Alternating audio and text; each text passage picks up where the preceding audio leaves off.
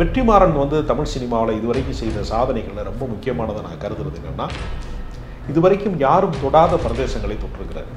இதுவரைக்கும் யாரும் வந்து சொல்லப்படாத கதைகளை அவர் சொல்லியிருக்கிறார். ஒரு சர்வதேச பத்திரிகையாளர் வந்து ரிப்போர்ட்டுக்காக வேண்டி இங்கே வர்றார். அவர் பார்த்துட்டு அதிர்ச்சி அடைஞ்சார். 2 பேரும் மோதிக்கிறாங்க, 2 பேரும் ஒரே கலர்லேயே இருக்கிறாங்க, 2 பேரும் கருப்பாக இருக்காங்க. இவனும் அடிமையாக இருக்கான், இவனும் வந்து ஒரு ரொம்ப ஒடுக்கப்பட்ட சூழ்நிலையில் இருக்கான், ஏழ்மையில் இருக்கான், இவனும் ஏழ்மையில் இருக்கான். அரசாங்கம் செய்கிற வன்முறைன்னு இருக்கு. இங்கே காவல்துறை ஒருத்தனை அடிக்குது, வந்து லாக்கப்பில் வச்சு ஒருத்தனை விதிக்கிறாங்க, அது செத்து போயிடுறான் அப்படிங்கிற ஒரு இடம் வருது இல்லையா, அது கொலை வழக்காக மாறுமா? அது கண்ணதாசன் சொல்றாரு, எங்க செட்டிநாட்டில் பெரிய பெரிய வீடுகள் இருக்கும், குடியிருக்க மனிதர்கள் இருக்க மாட்டான். சென்னையில் மனிதர்கள் இருக்கிறார்கள், குடியிருக்க வீடு கிடையாது அப்படின்னு அவர் சொல்லுவாரு. இப்போ இந்த ஏற்றத்தாழ்வு இருக்குல்ல, பொருளாதார ஏற்றத்தாழ்வு வந்து தலைவிதியா இல்லை இது வந்து நம்மளுடைய அரசியல் அமைப்பின் கோளாறா? இது சாதி மதத்தின் பெயரால் செய்யப்பட்ட சூழ்ச்சியா? இது சாதியா, சாதிக்கு பின்னால் பின்னப்பட்ட ஒரு சதி வலையா? அந்த அமரன் என்கிற ஒரு திரைப்படம் வருகிறது. அது வந்து ஒரு ராணுவ வீரருடைய துயரம் பற்றி பேசுகிறது. ஆனால் காஷ்மீரில் நடந்த அரசியல் பற்றி பேசுகிற போது மக்களுக்கான அரசியலை பேசுச்சா ராணுவத்தின் மொழியில பேசினாங்களான்னு ஒரு கேள்வி இருக்கு. இந்த அரசியல் பேசுகிற இயக்குநர்கள்ட்ட வந்து அந்த உண்மைத்தன்மை இருக்கிறவர்கள், அந்த சித்தாந்தத்தை புரிந்து கொண்டு படம் எடுக்கிறவர்கள் அப்படிங்கிறப்ப வெற்றிமாறனுக்கு அந்த அரசியல் புரிதல் இருக்கிறது.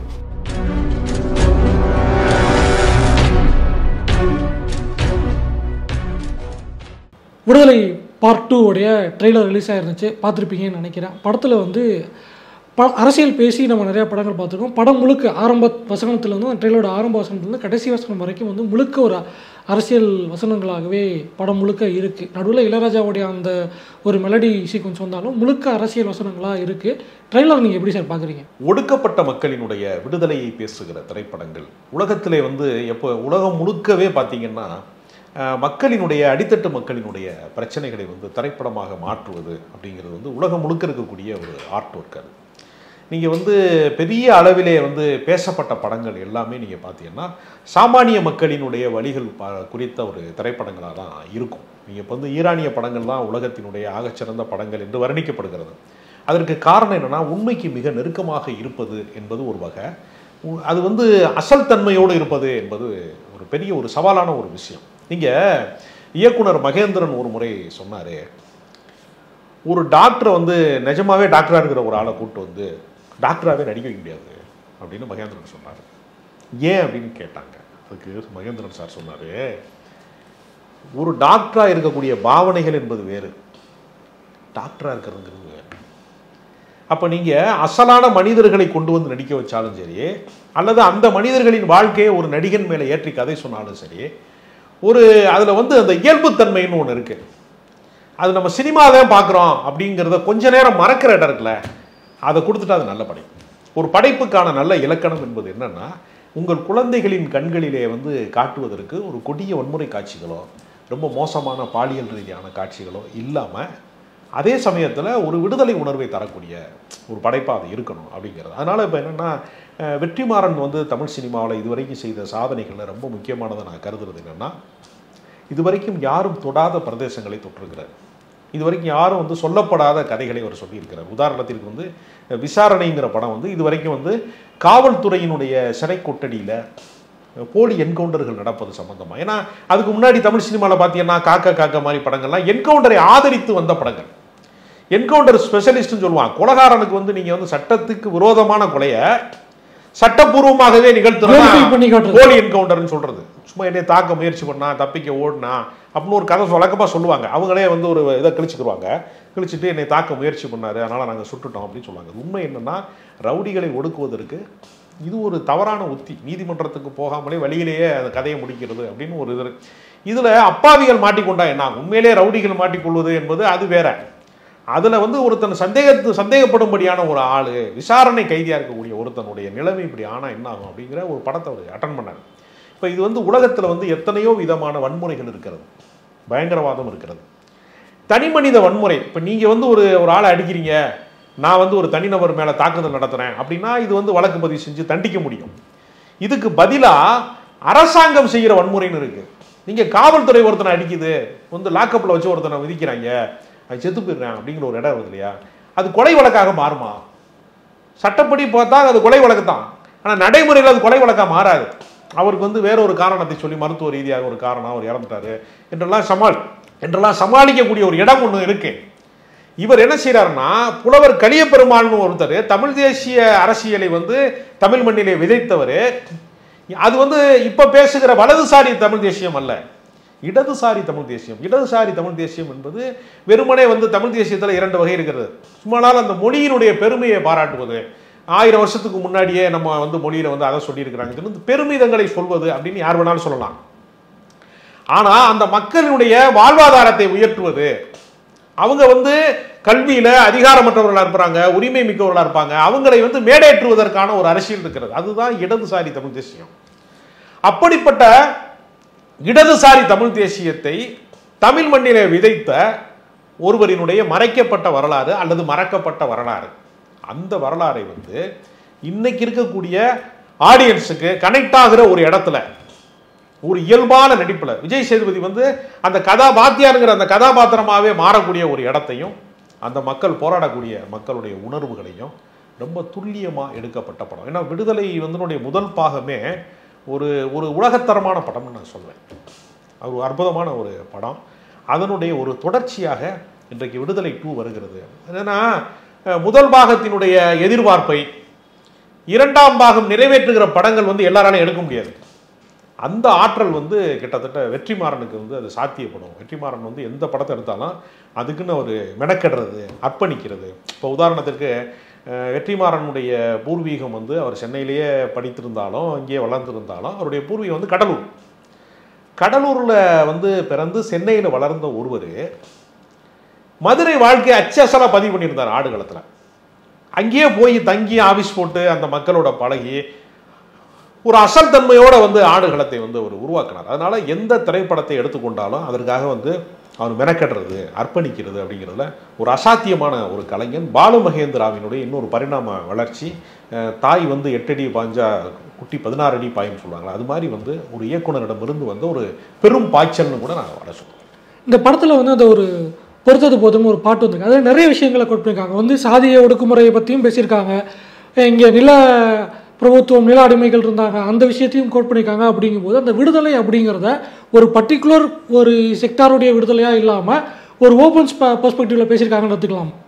அதாவது நம்மளுடைய உண்மையான மக்களினுடைய பிரச்சனைகளை மறக்கடிப்பதற்கு எதையெல்லாம் பயன்படுத்துகிறான் அப்படின்னு ஒரு கேள்வி இருக்கிறது. பெரும்போது எதை பயன்படுத்துவான்னா, மத பிரச்சனைகளை தூண்டி விடுறது, சாதி பிரச்சனைகளை தூண்டி விடுறது, சாதி ரீதியான மக்களை வந்து மோத விடுறது. ஒரு முறை தென் மாவட்டங்களில் ஒரு சாதி கலவரம் நடக்குது. ஒரு சர்வதேச பத்திரிகையாளர் வந்து ரிப்போர்ட்டுக்காக வேண்டி இங்கே வர்றார். யாருக்கு? இங்கே தமிழ்நாட்டினுடைய பகுதிகளுக்கு வர்றார். அவர் வெளிநாட்டிலேருந்து வர்றார். அவர் பார்த்துட்டு அதிர்ச்சி அடைஞ்சிட்டார். 2 பேரும் மோதிக்கிறாங்க, 2 பேரும் ஒரே கலர்லேயே இருக்கிறாங்க, 2 பேரும் கருப்பாக இருக்காங்க. இவனும் அடிமையாக இருக்கான், இவனும் வந்து ஒரு ரொம்ப ஒடுக்கப்பட்ட சூழ்நிலையில் இருக்கான், ஏழ்மையில் இருக்கான், இவனும் ஏழ்மையில் இருக்கான். இவன் மாடு மேய்க்கிறான்னா இவன் வந்து அந்த மாட்டுக்கான ஒரு சின்ன நிலம் வச்சிருக்கான். இவன் குடிசை வீட்டில் இருக்கிறான்னா அவன் அதிகபட்சம் போனால் ஒருத்தன் ஓட்டு வீட்டில் இருக்கான். பொருளாதாரமாக ஸ்டேட்டஸ் அவனுக்குள்ள ஒன்றுமே கிடையாது. அப்போ இவனுடைய மனசுக்குள்ள நீ தான் வந்து ஒரு வசந்த ஜாதி, நீ வந்து வீரனுக்கு பிறந்தவன், நீ வந்து ஆண்ட பரம்பரை அப்படின்னு முறுக்கேற்றி விட்டுட்டு அவனும் வந்து சாமானிய வாழ்க்கையில தான் இருக்கான், அவனும் உழைக்கும் மக்களாக தான் இருக்கான், அவனும் பாட்டாளியாக தான் இருக்கான், அவனும் துயரப்படக்கூடிய வாழ்க்கையில தான் இருக்கான். அப்போ சக மனிதர்களுக்குள்ள மோதலை உண்டாக்குறதன் மூலமாக உண்மையிலேயே அதிகாரம் யாரிடத்தில் குவிக்கப்பட்டிருக்கிறது, அதற்கான சாவி யாரிடம் இருக்கிறது, நம்ம ஏன் இந்த வாழ்க்கையை நாம் தொடர்ந்து வாழ்ந்து கொண்டே இருக்கிறோம். ஒருத்தன் வந்து ஒரு இந்தியாவினுடைய ஒட்டுமொத்த பட்ஜெட்டையுமே ஒரு தனிப்பட்ட நிறுவனம் வந்து அதை விட அதிகமான பொருளாதாரத்தை ஈட்டக்கூடிய ஒரு சூழலும் இருக்கிறது. இன்னொரு பக்கம் வந்து சாமானிய மக்களினுடைய அன்றாட தேவைகளை கூட பூர்த்தி செய்ய முடியாத ஒரு வாழ்க்கையும் இருக்கிறது. இந்த இரண்டுக்குமான ஒரு வித்தியாசம் இருக்குது. அதாவது மஜீதியோட ஒரு திரைப்படம் ஒன்று இருக்கும். அவர் என்ன செய்வார்னா, மும்பையினுடைய ஒரு பிரம்மாண்டத்தை வந்து ஃபஸ்ட்டு ஓப்பனிங் ஷாட்டில் வந்து காட்டுவார். பிரம்மாண்டமாக எல்லா பெரிய பாலத்துக்கு மேலே கார்கள்லாம் போய்கிட்டே இருக்கும், மேலே வந்து விமானம்லாம் பறக்கும், பிரம்மாண்டமான ஒன்று காட்டுவார். அப்படியே கேமரா கொஞ்சம் கொஞ்சமாக கீழே இறங்கி டில்டவுன் ஆகும். பாலத்துக்கு கீழே வீடற்றவர்கள் படுத்து கிடப்பாங்க எல்லாரும். இப்போ நீங்கள் பார்த்தீங்கன்னா ரோஹிணி தேட்டருக்கு கீழே இருக்கிற பாலத்தில் பார்த்தீங்கன்னா கொஞ்சம் பேர் வந்து ஒரு கிழிஞ்ச பாயெல்லாம் போட்டு அங்கனுக்குள்ளே ஒரு அடுப்பு வச்சு ஒரு இது மாதிரி ஒரு 2 கல்லை வச்சு சமைச்சிட்டு இருப்பாங்க. அப்போ நீங்கள் வளர்ச்சின்னு இந்த உலகத்துக்கு நீங்கள் காட்டுற ஒரு விஷயம், இன்னொரு மனிதன் வந்து ஒருத்தன் வந்து கண்ணதாசன் தான் சொல்லுவார், செட்டிநாட்டில் வந்து ஒரு வீட்டுக்குடைய வாசல்ல இருந்து ஒருத்தன் உள்ளே போனேன்னா அடுத்த தெருவில் தான் அவன் வெளியேறுவான். ஒரு தெரு அவ்வளோ பெரிய பிரம்மாண்டமான ஒரு அரண்மனையை விட பெரிய வீடுகள் வந்து செட்டிநாட்டு வீடுகள் இருக்கும். அது கண்ணதாசன் சொல்கிறாரு, எங்கள் செட்டிநாட்டில் பெரிய பெரிய வீடுகள் இருக்கும், குடியிருக்க மனிதர்கள் இருக்க மாட்டான். வயசான கிளவி கிடக்கும். அவன் வந்து படித்து விட்டு ஒருத்தன் பாரினுக்கு போயிருப்பான், ஒருத்தன் கனடாவில் இருக்கேன்பான், ஒருத்தன் மெட்ராஸில் வேலை போகிறான்பான். அங்கே வீடு இருக்கும், குடியிருக்க ஆள் இருக்காது. சென்னையில் மனிதர்கள் இருக்கிறார்கள், குடியிருக்க வீடு கிடையாது அப்படின்னு அவர் சொல்லுவார். இப்போ இந்த ஏற்றத்தாழ்வு இருக்குல்ல, பொருளாதார ஏற்றத்தாழ்வு, ஏன் வந்து ஒருத்தனுடைய வாழ்க்கை வந்து இப்படி இருக்கிறது? இது வந்து தலைவிதியா, இல்லை இது வந்து நம்மளுடைய அரசியல் அமைப்பின் கோளாறா, இது சாதி மதத்தின் பேரால் செய்யப்பட்ட சூழ்ச்சியா, இது சாதியா, சாதிக்கு பின்னால் பின்னப்பட்ட ஒரு சதி வலையா என்பதற்கான ஒரு அரசியலை ஒரு வெளிப்படையாக பேசுகிற ஒரு திரைப்படமாக விடுதலை வந்திருக்கு. அது மட்டும் இல்லை, அரசியல் திரைப்படங்களில் நீங்கள் பார்த்தீங்கன்னா டயலாக் டாமினேஷன் பயங்கரமாக இருக்கும். இது விஷுவல் மீடியாவா டயலாக் மீடியாவாங்கிற அளவுக்கு இருக்கும். நீங்கள் பெரிய பெரிய இயக்குநர்கள்னு சொல்லப்பட்டவங்க அரசியல் திரைப்படம் எடுத்த படங்கள் அப்புறம் பார்த்தீங்கன்னா மணிக்கணக்காக வசனம் பேசுவாங்க. பல படங்கள் நீங்கள் வந்து எல்லா படத்துலையுமே டைலாக் டாமினேஷனாக இருக்கும். ஆனால் வெற்றிமாறன் திரைப்படத்தில் மட்டும் ஒரு காட்சி ஊடகமாக தான் இருக்கும், விஷுவலாக மட்டும்தான் இருக்கும். அது அவர் காட்சிப்படுத்துகிற விதம் இருக்கு இல்லையா, அவ்வளவு நேர்த்தியாக இருக்கும். அதனால தான் அந்த பெர்ஃபெக்ஷன் வந்து அவர்கிட்ட இருக்கிறதுனால தான் அவருடைய படத்தின் மீது ஒரு பெரிய தீராத ஆவலோடு ரசிகர்கள் காத்திருக்கிறார்கள். இப்போ இந்த படத்தில் வந்து அரசியல் பேசியிருக்காங்க. அரசியல் பேசுகிறத தாண்டி இப்போ நிறைய அரசியல் படங்கள், இப்போ அண்மை காலங்களில் வந்த அரசியல் பேசக்கூடிய படங்களில் commercial perspective, commercial point of வியூவில் கமர்ஷியல் செல்லிங் பாயிண்ட்ஸ்னு சில விஷயங்கள் இருக்கும். ஆனால் இந்த படத்தில் பார்ட் 1ல் பெருசாக கமர்ஷியல் செல்லிங் பாயிண்ட்ஸ் இருக்காது. இதுலேயும் வந்து கமர்ஷியல் பாயிண்ட்ஸ் இல்லாத மாதிரியான விஷயங்களாக இருக்குது. வெற்றிமாறனோட படங்களில் அந்த ராவான பாலிடிக்ஸ் பேசினாலும் கமர்ஷியலாகவும் படம் இட்டு கொடுக்க முடியுது. ஸோ அதை எப்படி பேலன்ஸ் பண்ணி கொடுக்க முடியுதுங்கிற ஒரு விஷயம் இருக்குது. அது ஒன்றும் இல்லை. அதாவது ஒரு நல்ல திரைப்படத்துக்கான இலக்கணம் என்ன சொல்லுவாங்கன்னா, அதில் அசல் தன்மை இருக்கணும், முதல்ல உண்மைத்தன்மை இருக்கணும். அதில் உண்மைத்தன்மைக்கு பேர் வந்து டாக்குமெண்ட்ரி. அப்படியே ஒரு விஷயத்தை சொல்கிறதுக்கு பேர் டாக்குமெண்ட்ரி. அதுக்குள்ளே ஒரு ட்ராமா இருக்கணும், ஒரு சுவராசியத்தை கூட்டுவதற்கான ஒரு காட்சிகள் இருக்கணும், அதுக்கு பேர் drama. Documentary plus drama equal to cinema. இவர் டாக்குமெண்ட்ரி தன்மையை கூடுதலாகவும் ட்ராமா தன்மையை வந்து கம்மியாகவும் வச்சுருப்பார். ஆனால் படத்தில் அடுத்து என்னன்னு சொல்லக்கூடிய சுவராசிய தன்மை இருக்குல்ல, திருப்பங்கள் இருக்குல்ல, அதை வந்து அவர் மிக சிறப்பாக வந்து அவர் பண்ணக்கூடியவர். அப்புறம் இன்னொன்று என்னென்னா, கமர்ஷியலுங்கிறத பல பேர் எப்படி தப்பாக புரிஞ்சு வச்சுருக்கிறான்னா, ஏதோ குத்துப்பாட்டு வரணும், ரொம்ப கொடூரமான சண்டை காட்சிகள் வரணும் அப்படிங்கிறது மட்டும்தான் கமர்ஷியல்னு எல்லாரும் புரிஞ்சு. அப்படி இல்லை. வெகுஜன மக்களினுடைய உணர்வுகளை வந்து நீங்கள் பிரதிபலிச்சிட்டாலே, அவங்களுடைய ஆழ்மனதில் என்னென்ன எண்ணங்கள் இருக்கோ அதை வந்து காட்சியில் நீங்கள் சொல்லிட்டாலே நிச்சயமாக அது வந்து பிரம்மாண்டமான விஷயம் மட்டுமல்ல, அது வந்து வெகுஜனங்களுக்கு பிடிச்சிட்டா அதுதான் கமர்ஷியல். அப்போ நீங்கள் வந்து ரொம்ப பெரிய வெற்றி பெற்ற நல்ல திரைப்படங்கள்லாம் இருக்குல்ல, அதெல்லாம் மசாலா படமாக இல்லாமலே வெற்றி பெற்றிருக்க எத்தனையோ படங்கள் இருக்குல்ல. காதலிருந்து, அழகிலிருந்து, சேதுலேருந்து, பருத்தி வீரன்லேருந்து எத்தனையோ திரைப்படங்களினுடைய வரிசை ஒன்று இருக்கு இல்லையா, வெற்றி பெற்ற படங்கள். அதெல்லாம் வந்து கமர்ஷியல் படமான்னு கேட்டால் அது கமர்ஷியல் படம் அல்ல, ஆனால் மக்களால் கொண்டாடப்பட்ட படம். இல்லை, ஒரு சில இயக்குநர்கள் சொல்கிறாங்க, நாங்கள் வந்து ஒரு சோஷியலிஸ்ட்டை பேச போகிறோம், ஆனால் அதை எங்களால் டீப்பாக பேச முடியாது, சில கமர்ஷியல் விஷயங்களோட சேர்த்து தான் எங்களால் பேச வேண்டி இருக்குது, சமரசம் செஞ்சுக்க வேண்டி இருக்குது அப்படின்னு சொல்லும்போது அந்த சமரசங்கள்லாம் பெருசாக வெற்றிமாறன் படத்தில் இல்லாத மாதிரியான ஒரு விஷயங்களாக தானே பார்க்க முடியுது. இல்லை, அதாவது எப்படின்னா அவர்கிட்ட வந்து கமர்ஷியல் இருக்குது. அதாவது எப்படின்னா, நீங்கள் தனி மனிதனால் ஒரு பிரச்சனையை தீர்த்து வைக்க முடியும் என்பது யதார்த்தம் கிடையாது. அந்த யதார்த்தத்தை மீறுவதான் ஹீரோயிசம். நீங்கள் ஊர் கூடி தேர் இழுப்பது மாதிரியே ஒரு பிரச்சனைக்குள்ள எல்லா மனிதர்களின் பங்களிப்பில் தான் ஒரு சமூக மாற்றம் நிகழ முடியும். இப்போ நீங்கள் உலகத்தின் எல்லா புரட்சியாளர்களுமே ஒரு சிந்தனையை உருவாக்கிட்டு அதுக்கான ஆட்களை வந்து தேடினாங்க.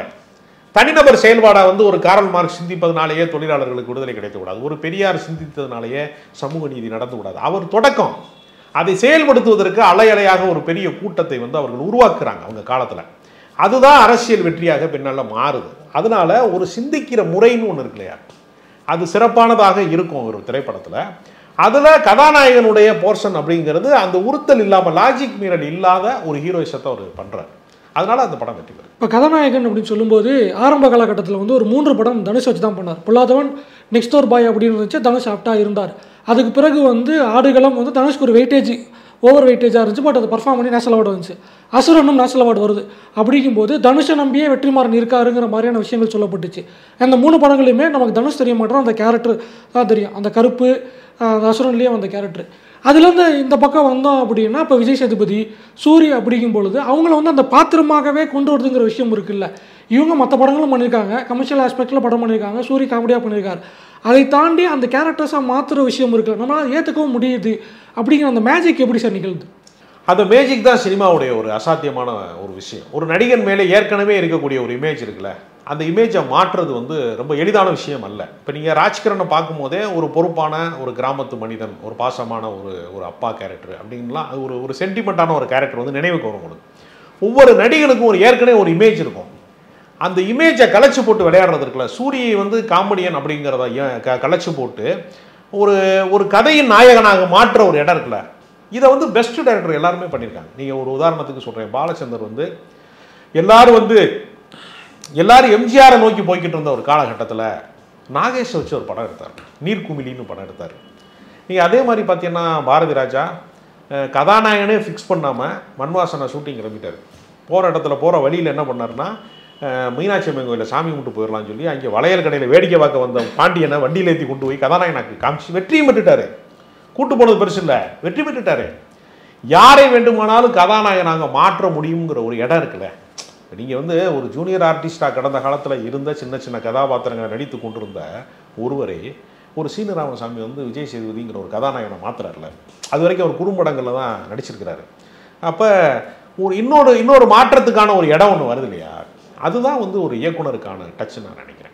இந்த மாற்றம் அப்படிங்கிறத தாண்டி வந்து இப்போ இருக்க இயக்குநர்கள்லாம் வந்து குறிப்பாக வந்து எனக்கு தெரிஞ்சு சுந்தர்சி ஒரு பேட்டில் சொல்லுவார், பாக்யராஜுக்கு பிறகு வந்து அது தமிழ் சினிமாவில் வந்து அது ஒரு பழக்கமாகி போச்சு, எல்லாருமே அவங்களே பண்ணணும்னு நினைக்கிறாங்க அப்படின்னு. அதை தாண்டி வந்து தமிழ் சினிமா எல்லாம் இப்போ டேரக்டரே எல்லாம் பண்ணணும், இன்னும் சொல்ல போனால் டேரக்டர் ஹீரோவாகவும் வந்துடுறது, இசை வரைக்கும் வந்த அந்த ஒரு டைம் பீரியடில் நான் வந்து கதை பண்ணல, நல்ல கதையை எடுத்து அதை வச்சு நான் படம் பண்ணிக்கிறேன் அப்படின்னு திருப்பி அந்த பழைய ட்ராக் அப்படிங்கிற ஒரு டிரான்ஸ்ஃபர்மேஷனுக்குள்ளே போகிறது அப்படிங்கிற விஷயம். இப்போ வந்து இவரோட படங்கள் வெற்றி பெற்றுச்சு அப்படிங்கிறனால அது விமர்சனம் இல்லாமல் இருக்குது அப்படிங்கிறத தாண்டி அந்த எழுத்தாளர்களை கௌரவிக்கிறது இல்லை அந்த எழுத்தை நம்ம வந்து ஒரு படைப்பாக கொடுக்குறது அப்படிங்கிறத நீங்கள் எப்படி பார்க்குறீங்க சார்?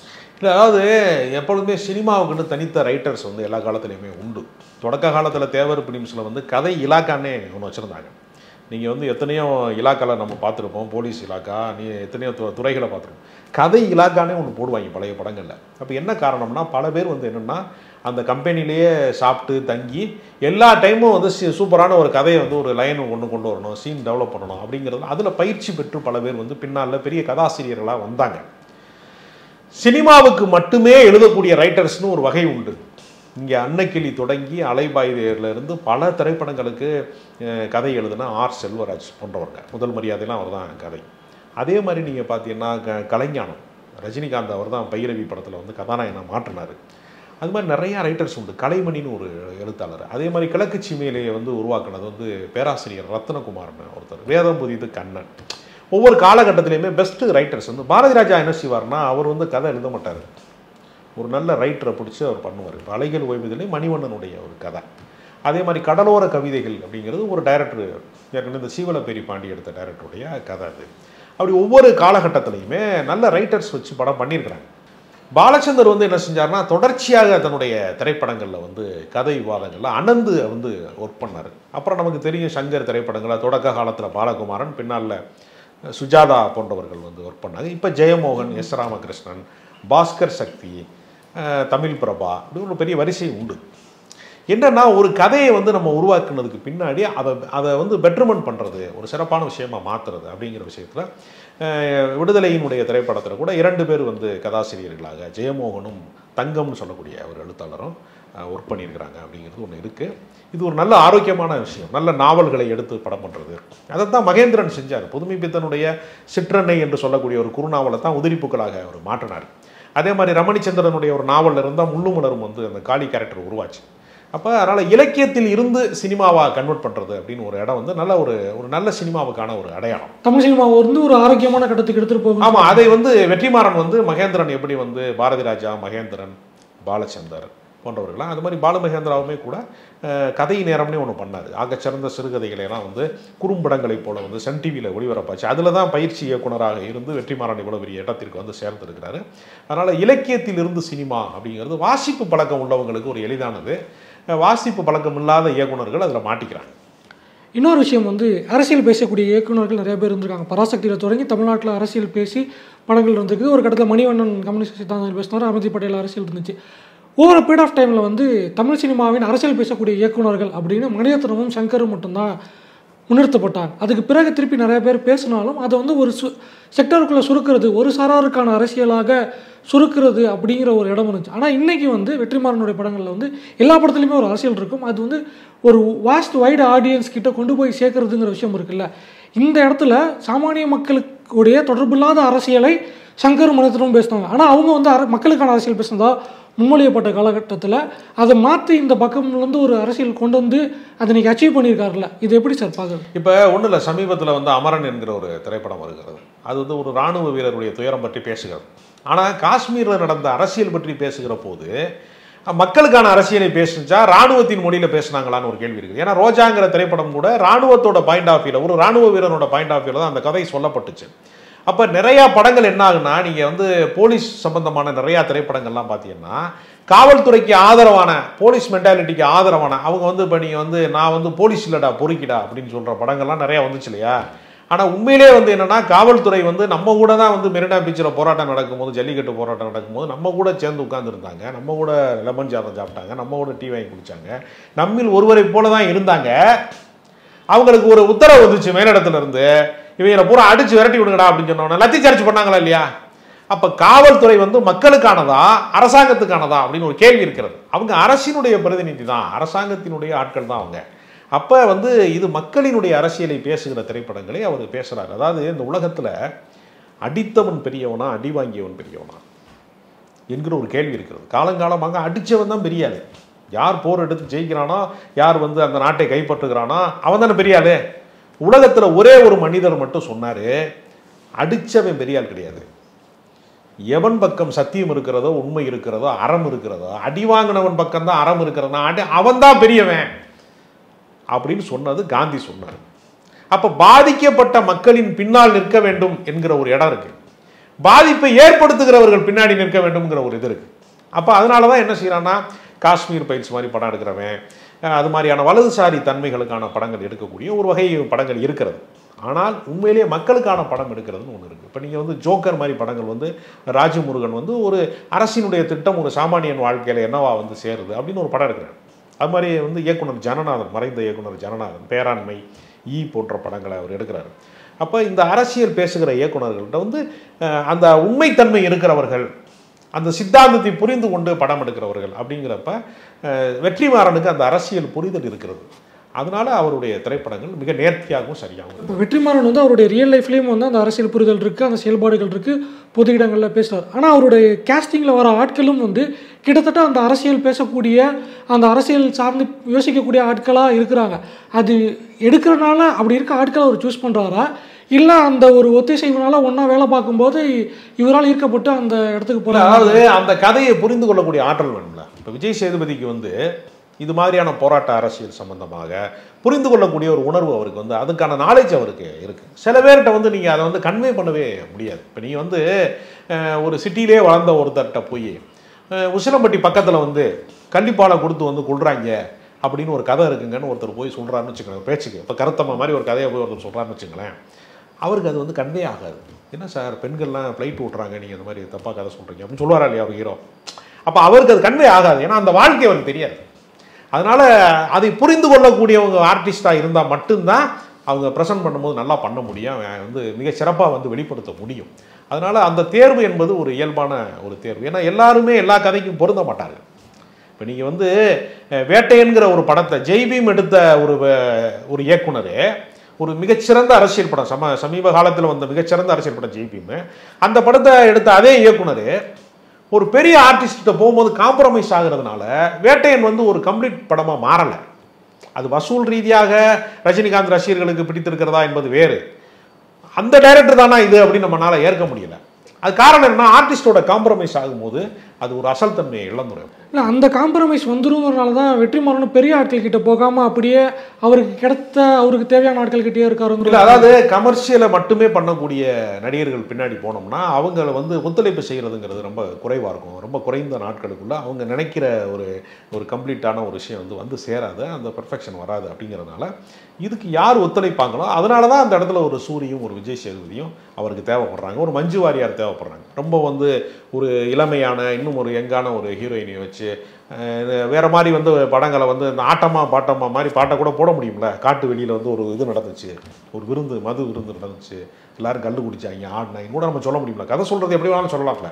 அப்போ ஏன் வந்து அவர் வந்து ஒரு மெச்சூரிட்டியான ஒரு ஆர்டிஸ்ட் போடுறாரு அப்படின்னா அந்த கதைக்கு என்ன நியாயமோ அதை மட்டும்தான் செய்யணும். கதையை தாண்டி சினிமாவுக்காக நம்ம காம்ப்ரமைஸ் பண்ணுறது மூலமாக படைப்பை வந்து சிதைத்து விடக்கூடாது என்கிற ஒரு உண்மைத்தன்மை அதற்கு காரணமாக இருக்கிறது. வெற்றிமாறன் கிட்ட இவ்வளோ பாசிட்டிவ் ஆஸ்பெக்ட்ஸ் இருக்குது, நிறைய விஷயங்கள் பேசியிருக்கோம். ஆனாலும் வந்து வைக்கப்படுற ஒரு விமர்சனம், இன்ஃபேக்ட் வந்து அந்த ஆடியோ லான்ச்லேயே வந்து அவர் ஒரு விஷயம் சொல்லியிருப்பார்.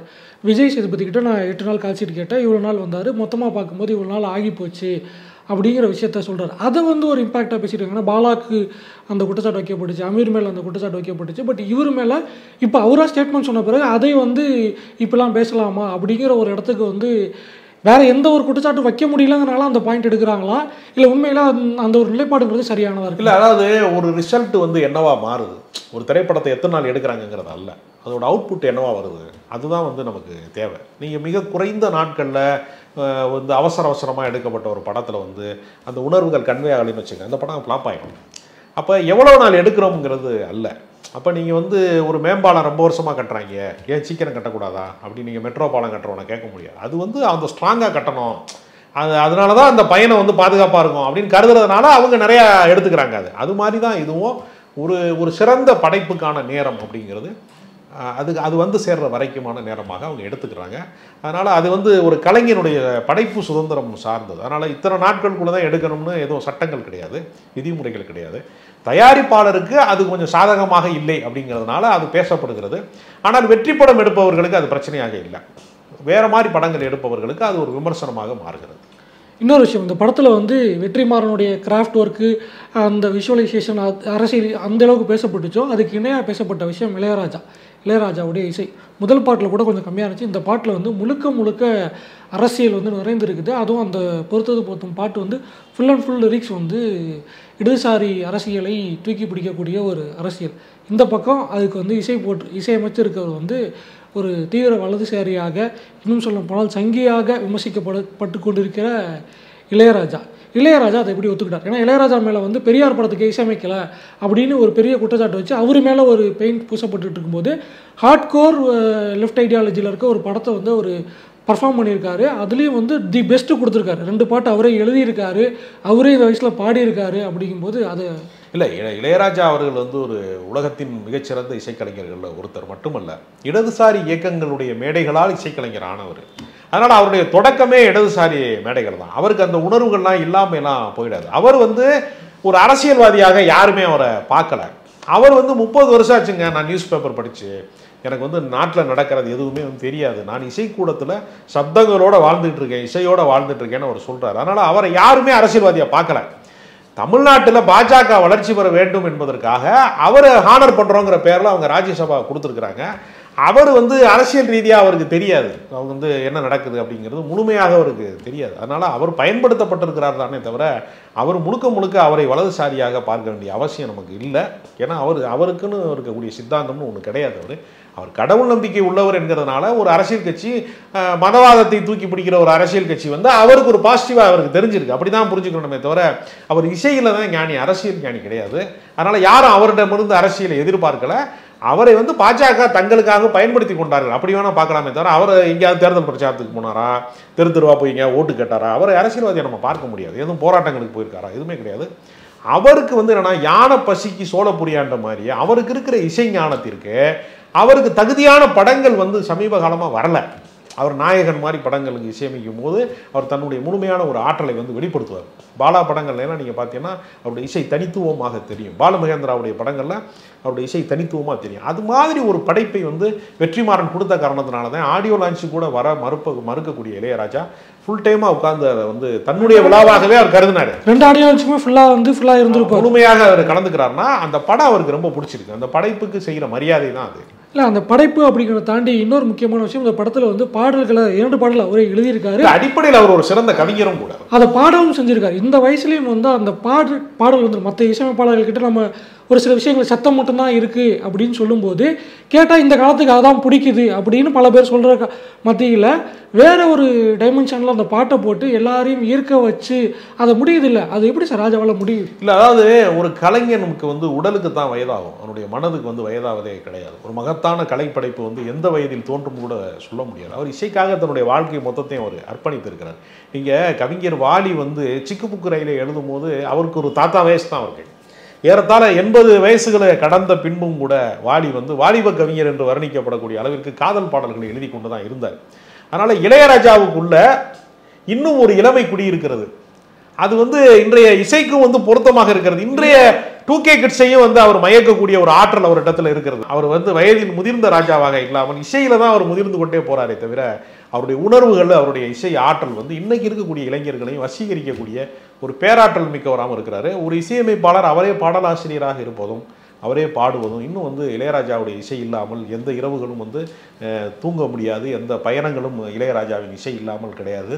இளையராஜா என்பது தமிழ்நாட்டு மக்களுக்கு வந்து அதாவது அன்ன ஆகாரம் தண்ணின்னு சொல்லுவாங்க இல்லையா, சோறு மாதிரி, ஆக்சிஜன் மாதிரி, ஒரு சுவாச காற்று மாதிரி இளையராஜா இல்லாத தமிழகம் இல்லை. இறுதியா சார் ஒரு கேள்வி, இந்த படத்தில் வந்து இவ்வளோ அரசியல் பேசப்பட்டிருக்குது, அரச பயங்கரவாதிகள் இவ்வளோ பெரிய ஸ்டேட்மெண்ட் இருக்குது அப்படிங்கும்போது இன்றைக்கி கமர்ஷியல் சினிமாவை நோக்கி இன்னும் என்டர்டைன்மெண்ட் நோக்கி அதிகமாக போய்கிட்டு இருக்கும்போது இந்த படம் ஃபஸ்ட்டு பாட்டை விட இன்னும் வீரியமாக அரசியல் பேசும்பொழுது இது எந்த அளவுக்கு மக்கள்கிட்ட ஒரு ரெஸ்பான்ஸ் இருக்குன்னு நினைக்கிறீங்க? ஏன்னா சீக்வல்ஸ் வந்து அந்தளவுக்கு ரெஸ்பான்ஸ் இல்லைங்கிற ஒரு விஷயத்த பலர் இங்கே முன் வச்சுக்கிட்டு இருக்கும் பொழுது. இல்லை, வெற்றிமாறன் திரைப்படத்தை பொறுத்தவரையில் அவர் வந்து ஒரு பெரிய ஹீரோ இல்லாத தினேஷை வச்சு கூட ஒரு விசாரணை மாதிரி ஒரு படத்தை வந்து ஒரு பெரிய கவனிக்கத்தக்க படமாக மாற்றக்கூடியவர். அதனால் அவரை பொறுத்தவரையில் விஜய் சேதுபதி வந்து ஒரு நடிப்பு அரக்கன். அதனால் ஒரு மிகச்சிறந்த ஒரு நடிகனும் கூட. ஒரு நல்ல கதைக்குள்ள ஒரு நல்ல நடிகன் நடிக்கிற போது, இளையராஜா மாதிரியான ஒரு இசை இருக்கிற போது, ஏற்கனவே விடுதலையினுடைய முதல் பாகம் வந்து ஒரு பெரிய எதிர்பார்ப்புக்குரிய படமாக இருந்தபோது அதை விட கூடுதல் எதிர்பார்ப்பு தான் விடுதலை 2க்கு இருக்கிறது. அதனால் இந்த கூட்டணி வந்து ஒரு எல்லாருக்குமான ஒரு கூட்டணி, வெற்றி கூட்டணி தான் அது. அதனால் ஆவலோடு ரசிகர்கள் காத்திருக்கிறார்கள். இந்த சக படைப்பாளிகளை கூட வெற்றிமாறன் மீது ஒரு பொறாமை கலந்த ஒரு இதோடு தான் பார்க்குறாங்க. அந்தளவுக்கு அவர் வந்து சிறந்த படைப்புகளை தொடர்ந்து தந்து கொண்டே இருக்கிறார். ஓகே சார், டிசம்பர் 20ஆம் தேதி படம் வெளியாக இருக்குது. வெளியான பிறகு படம் எப்படி இருக்குது, மக்கள் கருத்துக்கள் எப்படி இருக்குது அப்படிங்கிறத இன்னொரு நிகழ்வில் பேசுவோம். இதுவரை எங்களோட இணைந்து கருத்துக்களை பகிர்ந்தமைக்கு நன்றி.